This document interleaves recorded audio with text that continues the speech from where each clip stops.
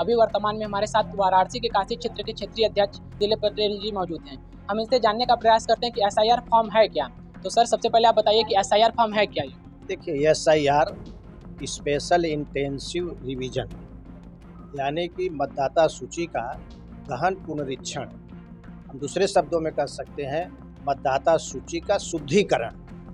तो ऐसे लोग जो मतदाता सूची में जिसकी देहांत हो गई है उनका नाम निकालना, ऐसे लोग जिन्होंने अपना स्थान रहने का शिफ्टिंग कर लिया है, एक जगह से दूसरे जगह चले गए हैं, उनका मतदाता सूची से नाम हटाना या निकालना उनकी सहमत से। और ऐसे लोग जो 1 जनवरी 2026 में जिनका 18 साल उम्र हो जाएगा उनको मतदाता सूची में जोड़ना। और ऐसे लोग भारत निर्वाचन आयोग ने 2003 के मतदाता सूची को आधार रूप में माना है कि सबके 2003 के आधार पर वेरिफिकेशन करके जिनका नाम उचित है उनका नाम मतदाता सूची में हो। और जो लोग बाहर से आए हुए हैं, कुछ हर शहरों में, बनारस में भी हमारे बाहर दूसरे देशों से आकर के लोग घुसपैठिया भरे हुए हैं, उनका किसी तरीके से नाम जुड़ गया है तो उनका भी एसआईआर के माध्यम से वेरिफिकेशन करके भारत का नागरिक ही मतदाता सूची में हो, ऐसा हमारे संविधान में प्राविधान है।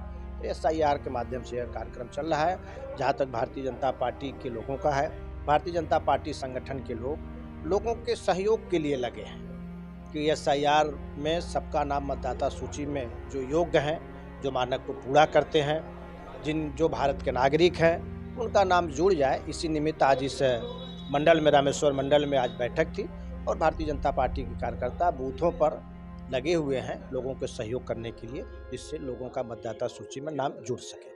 ऐसा क्या कारण है कि एसआईआर का विरोधी दल लगातार विरोध कर रहे हैं? क्या ऐसा कारण है? नहीं, विरोधी दल तो उनका विरोध करने का तो हर संवैधानिक कार्यों का आजकल विरोध कर रहे हैं, हर संवैधानिक संस्थाओं का विरोध कर रहे हैं। एसआईआर लगातार होता आया है, एसआईआर लगातार होता आया है। 2003 का मतदाता सूची 1987 के मतदाता सूची के आधार पर बनाया गया था।